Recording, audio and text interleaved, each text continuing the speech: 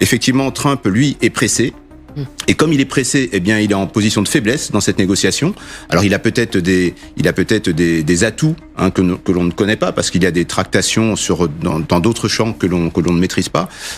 Mais aujourd'hui, Poutine peut se montrer magnanime, et Trump est un peu en délicatesse, parce que si les soldats ukrainiens meurent dans cette enclave, il a quand même une part de responsabilité, parce qu'il a encouragé l'agresseur en lâchant publiquement Zelensky il y a quelque temps. Et en même temps, général, on a vu en fait une armée russe à la peine pendant 3 ans, et là tout à coup, elle reprend son oblast de Koursk en un temps 3 mouvements, précisément au moment où les Américains coupent le renseignement. Est-ce que de votre point de vue général, il y avait un deal en réalité entre les États-Unis et Poutine pour l'obtention de ce territoire? Alors, je ne sais pas s'il y a un deal, mais ce qui est sûr, c'est que l'armée russe ne nous impressionne pas, quoi. Je veux dire, ils nous ont fait une démonstration de leur faible compétence. En tout cas, partir pour une opération de 3 jours et être au même point 3 ans après, c'est qu'on n'est pas une armée d'une grande puissance.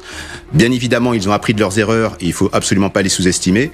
Mais aujourd'hui, sur le terrain... Encore TV International, le chemin de l'information.